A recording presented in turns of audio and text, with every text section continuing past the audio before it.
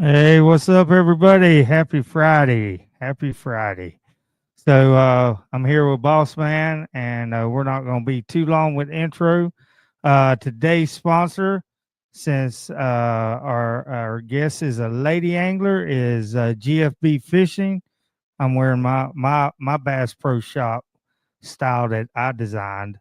Um, GFB Fishing 20 gets you 20% off the Obsession Series rods um, for the next, I think it's 2 or 3 weeks. Can't remember.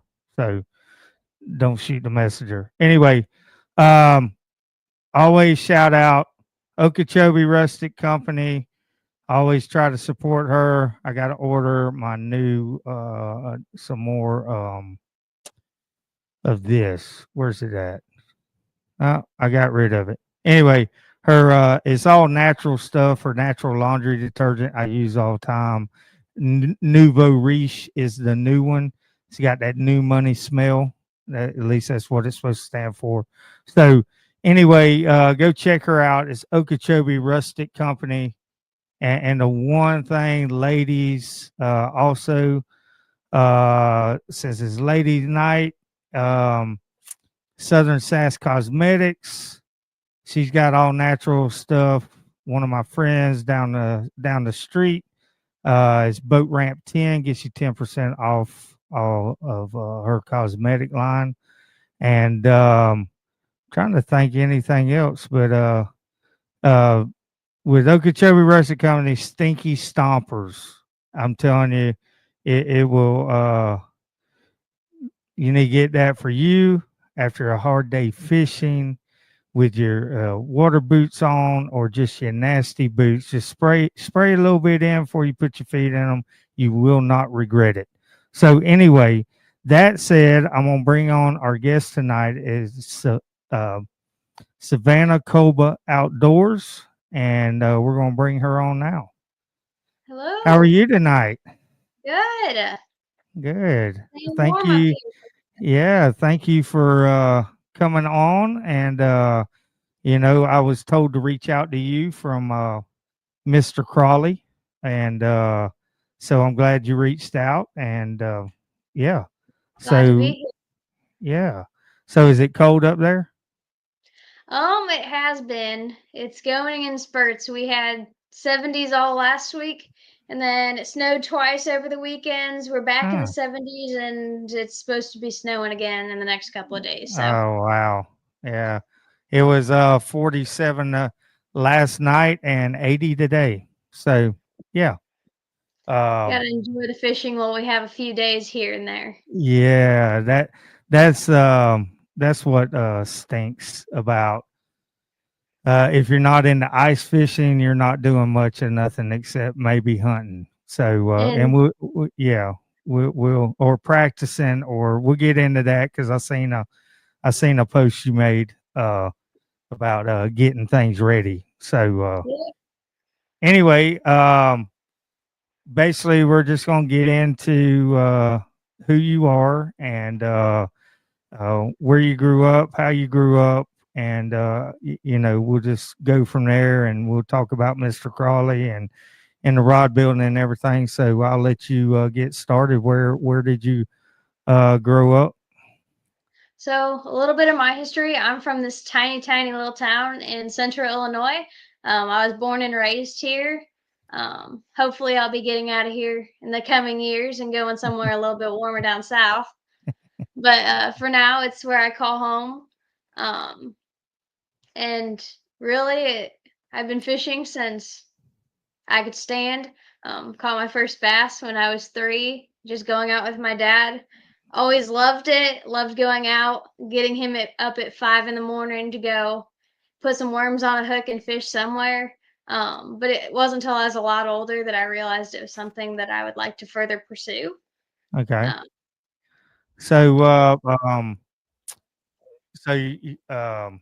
are you still in high school, or you graduated, or I am. So I'm a senior in high school. So actually, this marks exactly 2 months till I walk the stage and graduate. So Okay. very exciting for me. Um, You got college plans? yeah, I'm still deciding where I'm gonna go. Ideally, I'd like to go down south, so that I can be close to a company that's very near and dear to my heart that I'll end up talking about later Yeah. down the road. Yeah. Um, and I want to go down there and hopefully be part of their team, get an education, and do some Yeah. good fishing. Yeah. So um do you live near a bunch of lakes or ponds, or what? How did you where'd y'all used to fish when your dad first took you? So we have two like really local lakes. So we have Lake Springfield, which is Hmm. a horrible fishing lake. If you ask any competitive angler around here, we all dread it. Um, so unpredictable, and you just never know. There's absolutely zero consistency. And then we have a slightly smaller one that's kind of like the backcountry lake, called San Chris, and that's where I spent a lot of time growing up fishing, and then just pond hopping, um, Yeah. mud ponds. The river's a few hours away for us, so not much river fishing for me, but a lot between those two lakes and then just the small ponds around here. Um so did y'all have a fishing team in high school or middle school or anything like that, or a club? Yeah. So they created the fishing team, at least at my school, when I was in 5th grade. So Okay. by that point, I had decided I'm going into competitive fishing. I was sure I was going to go into the professional fishing, do college angling, all that stuff. So I started getting really into it, and that's actually how I met Jim at a seminar when I was in 6th grade. Okay. Because the high school bass team was going for practices to go watch these seminars he was putting out at a local store, and he's like, well, since you guys are interested, you guys can come and watch. You're not part of the team, but you can go. So that's how I ended up meeting Jim. And then through junior high, there was no fishing team.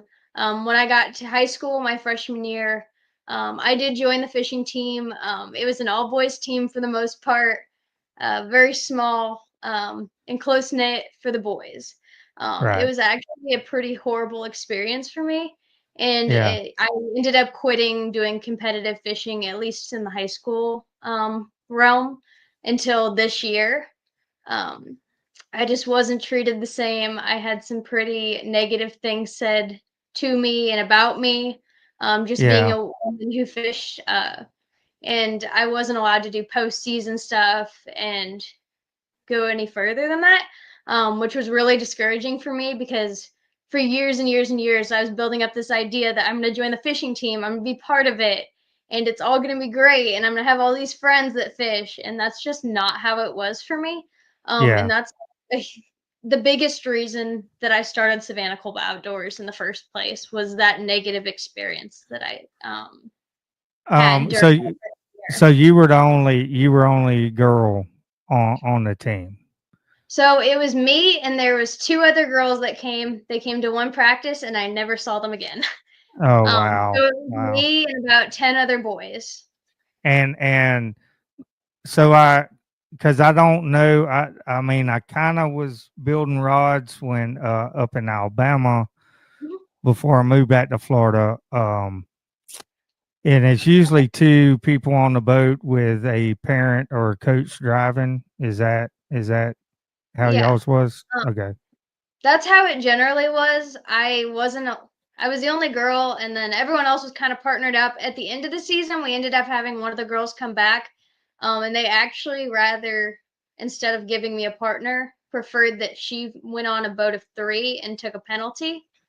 Um, Wow. Which is kind of the end of it for me. I was like, I don't need this. It's just hurting me in the end. And I felt that I could do a lot bigger and better Right. out on my own. That's crazy. That's crazy. I know I hadn't really got into the high school fishing around here, but I did. There was two girls that were good friends, so they partnered up all the time. So I never I knew she was big in it, and then like she wasn't. they had come to my shop asking me to sponsor her, and then next thing I know, she was going with a name brand thing, and I was like, okay, cool, whatever. Anyway, but that sucks. Yeah, Yeah. yeah, because Which yeah, go ahead. for me, it was also harder.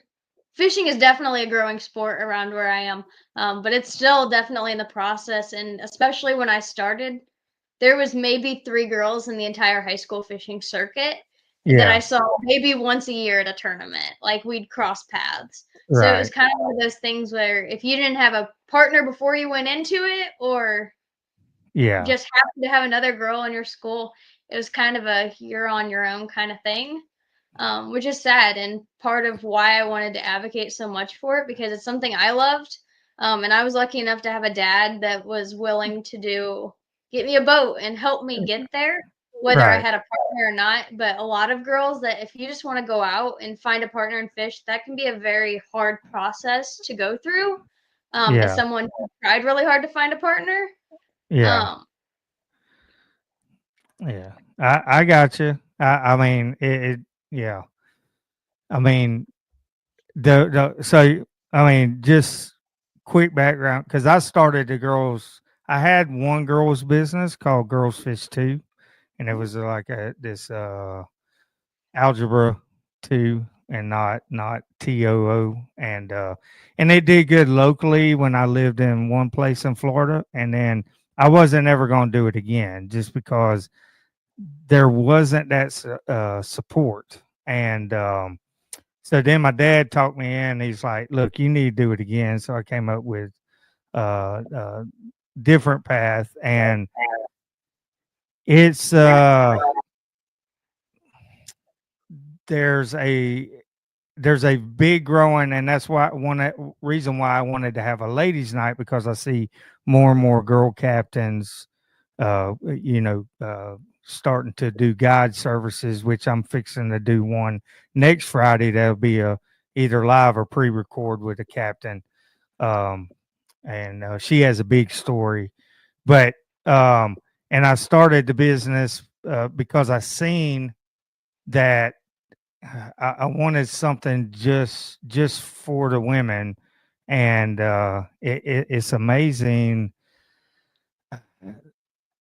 the I mean, one, I don't have the money for marketing, advertising, but it's the support behind it is is a big ebb and flow. Like women want to be in it, but a lot of them don't want to take that step to be in it. You know what I mean? And that's why Jim told me to reach out to you because you are one that's trying to reach out, and step out and do bigger things with it. And, I know there's a few. I know you probably don't know her, but Stephanie, is it Hemphill or she's on the FLW, I think in Texas or something. She has a if big I know her, TikTok I thing. might know her. I don't remember or recognize the name off the Yeah. bat. I had reached out to her because when I made those rods, I reached out to people. I was like, okay, all they can do is say no. And she had just had gone to 6 Cents fishing. So anyway, I tried to reach out to pro kayak girls Yeah. and pro boat girls to try them out. Let me, give me feedback before I ordered all of them. But anyway, to get back to so you started Savannah Kolba Outdoors. Talk about why I know why you started, but what's the gist of it and what are you trying to do with it?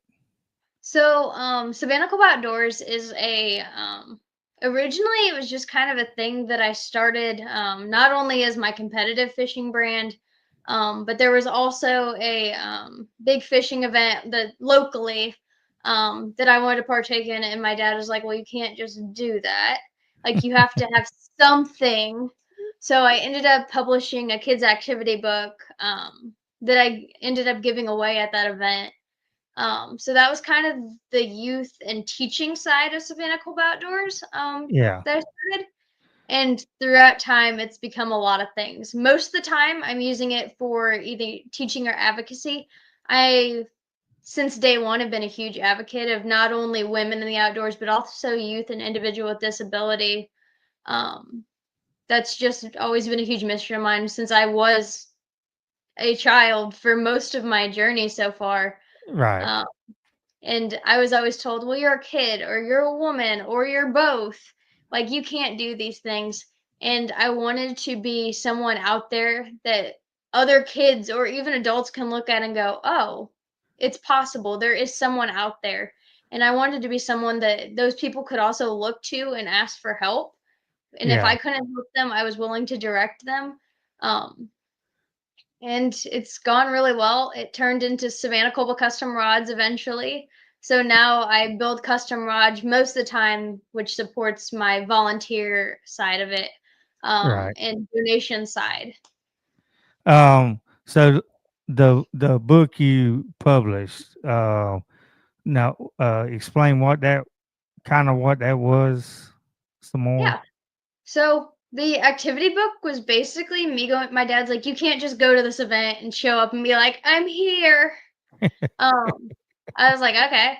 So at that time was 15 and I went in my basement where I had my little coloring art section and I drew up all these prints on computer paper. Mm, Just of different hunting and fishing related images, some like puzzles, stuff like that.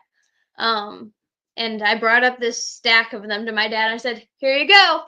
And he said, "Great, but what are you going to do with it?" And I was like, I want to make a kids activity book. At that time, I was doing a ton of volunteering for youth events. I still do. It's still a huge part of what I do.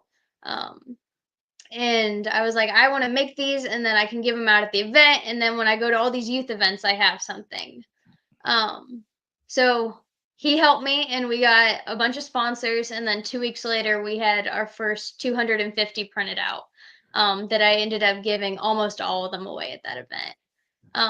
And then it kind of grew, and then now I get a box of 250 every time I do a youth event. Or Fishing Has No Boundaries is another very near and dear non-for-profit to my heart, mm-hmm. that take disabled mentally and physically individuals out fishing. And this year they're going to give them out to all the individuals who want one at the event. Oh, that's awesome. So it's kind of like a coloring puzzle type Yeah, book. and I don't usually I have one sitting next to me. I don't have one next That's to me. They're fine. all packed up in boxes from my last event over in the corner. So is this let me see how this so is this what event like were you teaching rod building or what were you doing So this here? one was kind of so this was a 4-H event that I actually did Okay. for a local 4-H chapter.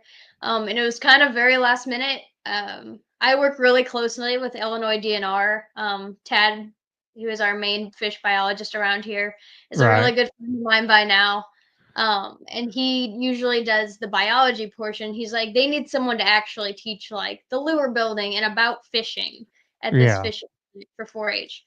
So I had 16 kids from ages, we had one 16-year-old and everyone else was 10 and under. And we went out and we taught them how to build their own spinner baits. We taught them about habitat and different species that you can catch in their local ponds. And it was just a really cool thing. They got to make their own tackle boxes and learn to tie knots and such.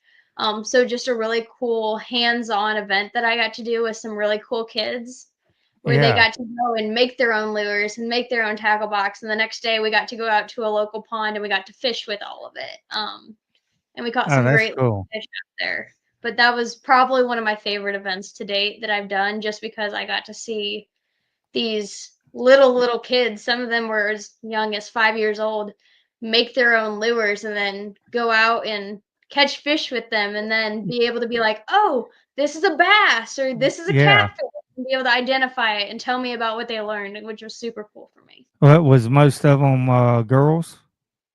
Yeah, so Yeah. there is, I think if I can recall, only maybe 4 or 5 boys, Yeah. and the rest were all little girls, and they were so happy to be there, and all they Yeah. wanted to do was go out and catch fish, and it really fueled the little girl in my heart that's, like, just wanted to go fishing all the time, Yeah.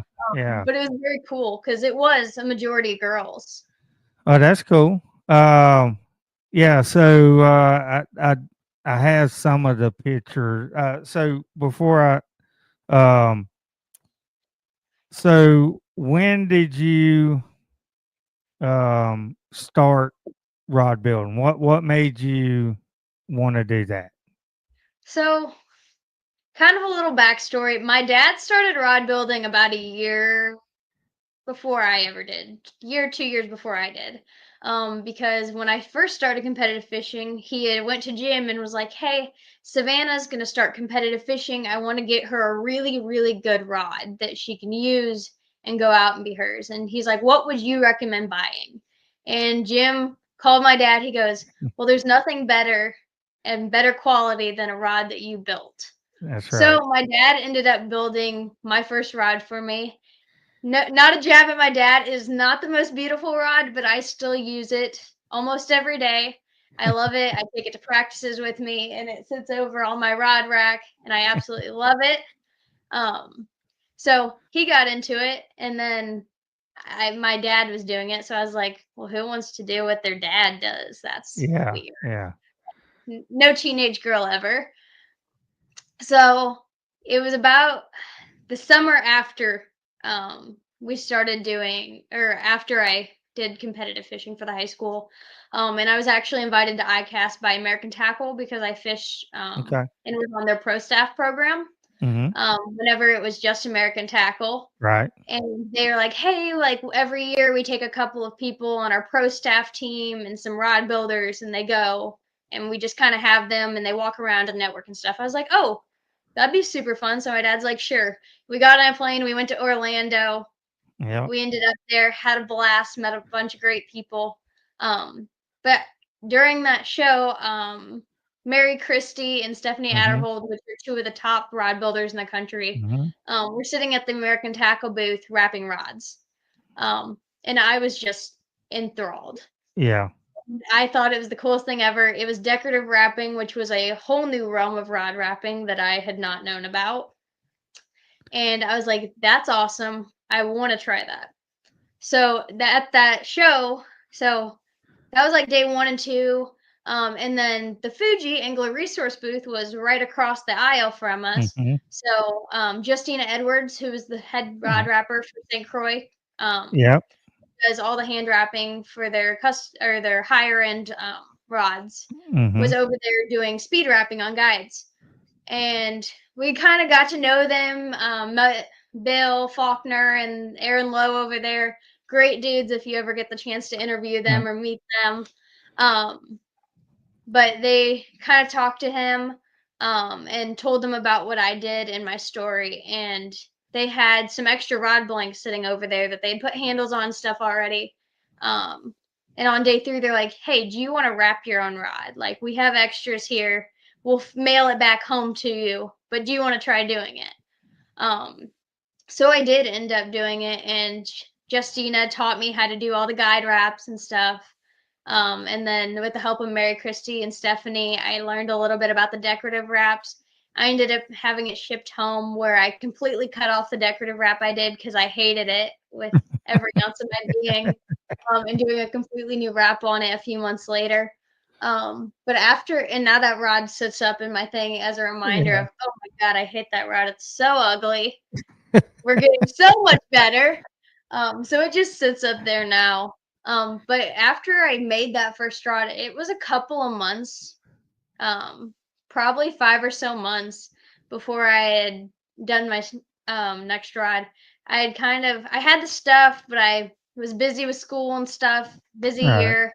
And then I got asked by the Rod Builders Guild if I would like to do their youth competition. So there was like 20 some youth participants from all across the country. We were sent all the materials and we had to build a decorative rod and then take pictures and send it all in for judging.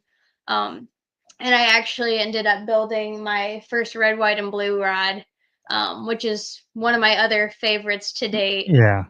And I ended up winning second in the country, Well, which was awesome. pretty big for me on my first like complete rod build and my Yeah. one of my second decorative wrap. Yeah. I did interview Mary Chris. I've known her and Stephanie for a while. Justina, she should be almost at the million rap mark because when I met her, I forget where she was at then, and she said so many more years, and she would have wrapped a million rods for St. Croix. That's And and I told her I really want to do her interview because where she came from and to be to where she's at now, I think she has a great story. And I told her that. And Stephanie, I actually met. I might have met them a little bit before, but I met them the same year. I believe I seen you and your dad walking around, I'm but sure. I was there because I've been with American Tackle for 7 years, I think, before it switched over. I've been with Mudhole like 14 years, but really I bought in with American Tackle. Loved all those guys. A lot of them have left because of the merger, and but yeah, I mean that whole bunch right there is they're just good people, and They're the the very the fun. rod wrapping community for the most part, uh, uh, the uh, the ones you have mentioned, they're all good people and willing to help. Um, and down here in Florida, there's not so much uh, good people all the time. So anyway, but those people are, yeah, those are. They were. So I went to start a women's magazine. Yeah. So the partner I had, I thought she was. It was in her name, but my part was to get all the writers and everything, and I reached out to Stephanie and Mary Christie to give them a rod building corner and let them write every 2 months. But it didn't pan out. I still have those ideas, and I think it'd be a good idea. I had like 30 writers lined up when we asked them all to send in stuff. Only 5 did. So, it's kind of, yeah, it was, those 5 sent in enough to do for a whole year, but it just, everybody was gung ho. I had the girl that Proficiency made that purple rod for her. She fishes up in Philadelphia, I think, or I can't remember her name. She was, but anyway. So, talk about anglers' resources. I know Bill and them had bought it from whoever used to own it, and Bill and them have made it better. And I know he has a podcast. I don't really know. I met him a couple times. I don't know him like you do. But so uh, after they sent that home to you, what are the talks have been like with them? And I know when you hinted when we were talking earlier about moving south and moving towards some people you like, you know, I know a few colleges down there, and I know where you were talking about. So anyway, uh, just talk about anglers resources and what's your plan or what talks that, I mean, you don't have to give everything if you don't want to, but yeah. So Angler's Resource is very, very near and dear to my heart. I probably work with them as one of the closest companies, and Aaron Lowe and Bill Faulkner and the guys down there, Jack, who does their social media, are an amazing group of people. And truly, as far as Aaron and Bill go, I cannot praise them enough. They definitely saw potential in me in a very short amount of time, and I can never repay them for the amount of stuff that they've done for me Yeah. and helped me to succeed in the last few years. So my goal is to eventually moved down there. I've been accepted to the University of Montevallo as well as the University of Okay. South Alabama. Mm-hmm. So the goal would to be go down there, and eventually I'm going to be getting a degree in marketing Mm-hmm. in business, hopefully with a conservation background. And I want to go and work for their company and hopefully be part of the angler resource team. In the last few years, even since when I first met them and when Bill first took over the company, it's grown so much, and the amount of stuff they do for other people, and the Rod Fathers podcast that Bill Yeah. Faulkner puts on, and the amount of help that they're willing to give out to people, um, to get people interested and introduce them to the sport and rod building is just incredible. Um, Yeah. if you Yeah. haven't ever heard of Bill Faulkner, I definitely recommend looking up and also checking into his podcast as well.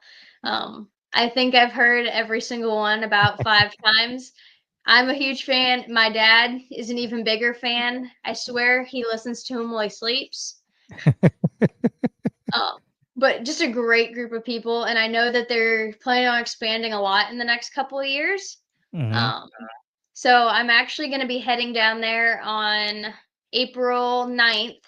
I'll Okay. be doing a college visit while I'm down there, and I'll be going for their rod building, not convention. Trying to think of the word. They're having like a rod building clinic, Yeah. Yeah. They have it once a meetup year. Yeah. Or that they have once a year yeah. in Orange Beach. And this will be my first kind of like big rod builders meetup. I've gone to the one up in Park Falls last year, and I'll be going back there to see Justina this year. But I'm super excited to go down there and kind of see what it's about and look at colleges and hopefully get to have some great conversations. I'm hoping I get to talk more to Jack. And I think that there's talk that Mullet Man from American Tackle Mudhole is going to be there. Oh Um, yeah. so hopefully I'll get to talk to a bunch of those guys and kind of see what's going on down there. And Yeah. hopefully I'll get Mister an opportunity in the Mister future. Bob will probably be there too. You know, Yeah, Mister Bob. I think he's still there at Mudhole. I Yeah, the think so. one. Yeah, the older guy. I forget the guy that always. I think He, he's still there. yeah, yeah, yeah. I just That hadn't was been up there in a while. I quit working up near Orlando, and I used to go by there once a week and pick up stuff. Now I have to get them to ship it to me. So, um, the yeah, the uh, first year that I went, I left ICAST and we had like a day before our flight went out. So we went to visit American Tackle, but American Tackle was closed. So we ended yeah. up going to Mudhole because Mudhole happened to be open, and that was like my first experience in there. But last time I went, we kind of got a little bit of a tour. I got to order a bunch of stuff. We had to drive home because all the flights got shut down in the middle of ICAST. Oh Um, wow. so my mom ended up driving down to meet us for family vacation. We had to drive back anyway, so gotta get a bunch of stuff from Mudhole while we're there, That's so we can right. get it home. um, But it's a cool facility if anyone ever gets to go visit it. yeah, it's. I remember. I mean, I started in 2013, and they had this little metal building in near the same location. And then I've been around long enough to see that big facility. But COVID happened because I was hoping they were going to start doing more classes, like at least once a month there. But I don't know what they do now. It's just, um, yeah, and they, the one thing, and I don't know if this has happened to you yet. So I had a mother ask me that her son wanted to start building his own rods. And I was like, okay, cool. She said, well, can you come a day to the house and teach him, order everything for him, and then teach him? And I was like, well, let me see if Mudhole has a class and you and your daughter can go shop and drop him off. Well, they don't do it. You have to be 16 or older. Well, yeah, I did not know that. But then I figured out why they do that because of the attention span. It was on a Sunday, and his little friend riding by the garage, and I learned real quick that you have to take a lot of breaks with somebody that's 13 and that ADD is kicking in. It is not which fun. Yeah, it can be a blessing and a curse. As someone who teaches and is working on yeah, teaching a lot more rod building classes, yeah, children really are some of the best students you'll ever have. It's like a blank slate of that you can just yeah, pour knowledge into, and they'll absorb as long as you can. Um, and part of the reason I think it can be so hard for people to, especially instruct with kids, is hmm, because of that attention span. But if right, you kind of adapt it, like I like, especially when I'm doing youth classes, I like to add fun things in as kind of a brain break for them, and then come right. back and go again. Otherwise, they're just gone. Well, Um, that's the whole thing with the brake system. I figured out real quick because I never taught anybody at 13. It's always been older people that have come to my shop. But the one thing I do tell them, and they'll be like, "Yeah, I did it," and I'm like, "No, you didn't," because, but I tell them, "All right, we're going to do it next month. I want you to watch videos for a month because that's how I learned. I watched videos for 2 months before I took a class. So by the time I took the class, I had a couple questions, had those answered. I was done and out of there before anybody got their guides wrapped. yeah, and But that's yeah, that's that's the kind of key how to it. me and my dad got where we are. We've had some great instruction along the way, just kind of popping in and out, whether that be at an ICAST booth for 20 minutes or a phone call with someone. But 99.9% of everything that me and my dad have learned about rod building has been through videos, whether it be the mud hole ones that they put out, Mary Christie's videos. Oh yeah, There's several good ones out there to teach you a lot of different things. Because rod building is a very simple craft that can be made very difficult. Um, yes, so yes. just going out and doing the research and finding those videos and resources to help is Yeah. huge. And there's Taking so many now, so many now. Because it back in 2013, there was some, but there's not like they are now. I mean, it's crazy what you can learn. Uh, just Google it or get on YouTube and how do you do this? And yeah, I probably would have stayed with the decorative part if there was this many videos because I did a few and had one customer in Oregon, and then I know I've seen some of your builds, and I know you like to do more decorative stuff now. And I saw the whole um, uh, should we leave it? Should we epoxy it or leave it natural? The wood the one? fly. Yeah. It looked like everybody went epoxy because I think did y'all epoxy Yeah, it? we have not. It's sitting over there Yeah, currently. We did a couple of votes while we were at some events, and people said no epoxy. We've had a couple epoxy. yeah, Um, the blank is actually a linen blank that was a limited production from North Fork. yeah, So it's a very special fly blank. yeah, Um, and as of now, I think we're gonna leave it how it is. My dad got pretty attached to the sanded down, like distressed look. yeah. In the future, there may be epoxy, but as of now, I think it's gonna stay distressed. So I know you talked about. I had written down. I know you talked about the red, white, and blue one. Is that your favorite build that you've done so far? So it was until the Fallen Outdoor Foundation is a local well, I say local, we have a local chapter. It's a nationwide non for profit to take veterans out hunting and fishing. Mhm. So I actually did a donation rod for them, which was a huge build for me. And then they had 4 additional ones made for their banquet, which was last weekend. And I have pictures that I've kind of posted throughout the build. But the main donation rod is my favorite to date. I absolutely loved how that rod turned out. Um, it was gorgeous in the end as far as decorative wrap. Yeah. There's another non-for-profit, Josie's Gift, that I just built 2 rods for that will go to children in Wisconsin and children's hospitals. Okay. And they have some of my favorite handles to date. Do you do a lot stuff like Mary Christie does, as far as with EVA yet, or you I cork and not. I use a lot of cork, um, okay, and I do a surprising amount of wood handles. yeah, They aren't always the most practical and they're a little bit heavier, but I love how they look, especially on donation rods. Me and my right, dad are really into laser engraving as of the uh, lately. yeah, Um, and being able to engrave and do cool things. And then we can do vinyl wraps and stuff on right, wood. And it's just a really cool medium to work with. I'm also a super fan of carbon fiber. yeah, um, I'm getting my first set of Sukas in hopefully this week, and I'm super excited about them for an upcoming rod build that will actually be one of the first rods I've built for myself. yeah. So I'm super excited about that. Have you been to iCrib, the International Custom Rod Builders Expo?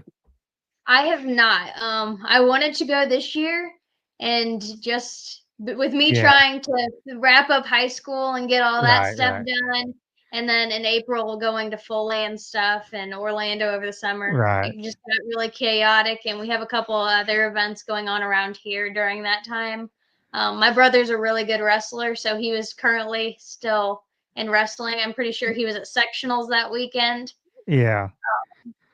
So That it's this back year. in the day before COVID, it was there was a when you talk about carbon handles, there's a guy that used to put on, and I used to buy all mine from him. I didn't get into making them, but he used to put on seminars at that place every year, and his name was Captain Mike Peterson. He's out of North Carolina. Um, and he mainly does redfish rods now. Um, but he makes the most awesome carbon fiber from scratch, and it they are colorful, everything. He I don't know if he still does it. He used to have a website where he'd sell them, but he used to put on a seminar every year at that iCrib that was unbelievable. I just like sitting there watching it. But anyway, yeah. I haven't got into making carbon fiber handles yet. I'm just now starting to get into the lathing a lot, and Hmm. doing cork and so forth on the lathing. Um, so hopefully in the next coming couple of months, I'll get really into that. Yeah. So let's see. Um, what have so far in rod building? What have you set yourself up to be known for? So, Like I'll give you a for instance. My when I build simple rods, I build for the working people. If I'd have chose to uh have my business on the east coast of Florida, I could be doing it full time because the rods I make, I could have doubled the price and sold them easy over there. But mine are more. I mean, I work with cattle people and all that they can't afford a whole lot, and I try to keep the price down so they don't have to go to Bass Pro Shop. So my signature stuff is you get one color thread and one trim color, and I only do the trim on the first two guides, and I put the trim color on the tip top. That's all I've ever done for the last 13 years, I think. So that's kind of my signature thing. So that's what I'm kind of oh, asking. So far, what have you are so kind of known for? this is a Mary Christie quote. She loves to say, like, we make functional art. And I like to take that kind of a step further. A lot of custom rod builders, you're going to see rods with 12 plus inch wraps on them. I Right, like to make rods that are both aesthetically pleasing and still pretty. right, Um, Generally stick with open faced chevron wraps are kind of my thing, with pretty under wraps or yeah, vinyl under them so pattern shows through, stuff like that. Yeah. That's kind of my favorite thing to do and something that I do a lot of.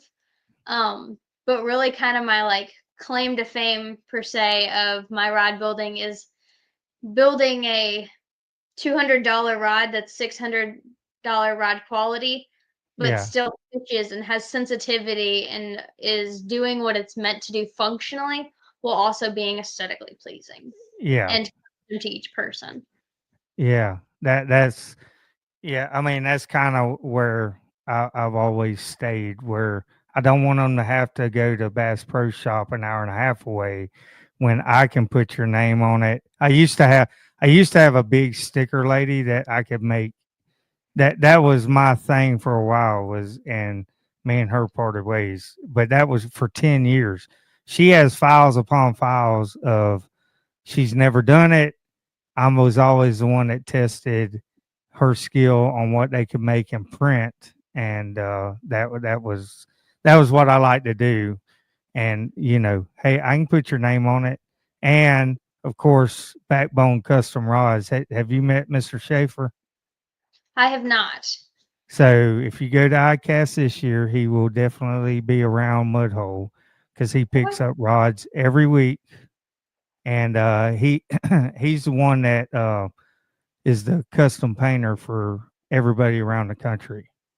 Um, He I paints told the him, yeah, he paints the blanks. Okay, Yeah, I know exactly who you're talking about. I was yeah, just name was not clicking, but I was literally yeah. just talking about one of his wood grain painted rods the other day. So I used to test him a lot. The last, not last year, but the year, 2 years prior. So like, light or not is petrified pine tree that basically like gasoline, and it has a red streak in it. And I said, hey, I want the wood grain. I want it to look like this. And I had literally had some kid ask me, dude, where'd you get the material to make that? I said, that's a paint job. Because I mean, Yeah, he did, it it's looked amazing. just like a piece of wood. Yeah. Yeah. It's great. Yeah. He's awesome. I mean, anything you can think of, he can almost do it. Um, so, yeah, he's gotten better and better with some different scaling stuff. That's what he always practiced. Because I used to get to go by his house all the time when I was working up in Orlando. So I see some of the crazy stuff he did for other people. Um, let's I'll definitely see. probably doing a painted blank at some point for a personal rod build. I Yeah, haven't had the chance to get any yet, but yeah. Oh, it's worth it, and he's good to work with. And um, so when fishing, what is your and I mean, we're getting close to time, but in fishing, what is your favorite lure to throw? I love chatterbaits. When I Okay. first started out, I pretty much exclusively jig fished just when I Yeah. started out getting into competitive stuff because I was like, I know how to do that. Yeah. And the more I've fished over the last couple of years, I've got really into different ones. Um, but after I got into competitive fishing, I started doing lure building, which is how I ended up with American Tackle originally. Okay. Um, and one of the first baits I learned to make was a chatterbait, and to this day, some of the best fish I've ever caught was on a chatterbait. I love throwing them. They're pretty versatile. Yeah. Just one of my favorites. Okay. Uh. So are you coming to ICAST this year I will be. Me and my with dad just Angler talked to Resource? Bill, and I will be Yeah. there again this year with Angler Resource. Okay. Um. And I offered this to Mr. Crawley. I have a few captains that I build for. But I think he's going to do either the 18th or 19th, which is Friday or Saturday before he goes back. Um, but I have a couple captains that guide for peacock bass and clown knife fish. So anyway, if y'all are interested in that, and you can text me, we can talk beforehand. I can try to line that up. I got another guy that I want to give some work to or whatever. He kind of owes me a little bit. Um, but also, like I'm taking the podcast Saturday uh, for a snakehead fishing. Do y'all have snakehead up there? The northern snakehead, or not really in y'all's area? I don't think we have. Don't quote me More, on this. I've never seen one. I've never caught yeah. one. I've never heard of one around here. Well, yeah, the I ones in Florida is called the bullseye, and then they had the northern one. I But don't it's think we have any, but yeah, I probably have some guys that tackle company. They put on. I do all the trophies for their tournaments. They put on like 4 a year, I think. Um, but yeah, that's a pretty big adrenaline rush because you see them coming. Like, I mean, it's like a freight train coming out of the grass at your frog skipping across the water, and it's almost like that deer crossing in front of you, and you get trigger happy, and you hope you don't pull the trigger too fast. Yeah, that's about. You hope you don't try to set the hook before he bites it. Yeah. I So, definitely understand the feeling. but if y'all just think about it, I mean, we got time. I tried to book it and told him to pencil it down. He's like, not yet. We got time. I was like, yeah, but I know how you book up during ICAST. So he always books up during ICAST with regulars that always come back. But yeah, if y'all are interested, I'm gonna be talking to a couple of my captains, and yeah, if you want to, just let me know. Probably around June, 1st of June. Okay. If y'all are interested, because I know you're going to be busy basically Wednesday through Friday Yeah, anyway. I'll be with Angler Resource for a lot of it, and then there's a couple women's group. If anyone's Yeah, following Anastasia, she's a great fisherman who's on the pro circuit right now. And right now they're doing the Bassmast her yeah, doing the stuff down there. But during ICAST, they usually do a big women's event, so it'll kind of depend on when they decide to plan that this year. But yeah. definitely, I'm trying to get on the guy that started the LBAA, ladies or Lady Bass Angler Association. It's a tour. So they were mhm, just down in the um, Harris chain in Florida, and I yeah, forget how many tournaments they have. But anyway, I'm trying to get him on to interview him. Um, we had talked, but then they got he. I mean, he's busy in tournaments right now, and Miss Kay Donaldson. So if you end up in South Alabama yeah. or at Montevallo, either one. Her son went to Montevallo. I know people went to I mean, yeah, I went to South Alabama, but Miss Kay Donaldson's got a great story, and she's always at ICAST getting sponsors, but she is the main one that has made the Alabama Bass Trail as big as it is. I remember she wasn't the main one that started, but she is the main one that has made it as big. I mean, they pay 10, I think it's 15,000 to the winner, and they pay 30 spots every tournament. And it's a big trail. They have a north south division, and then they have one big classic at the end.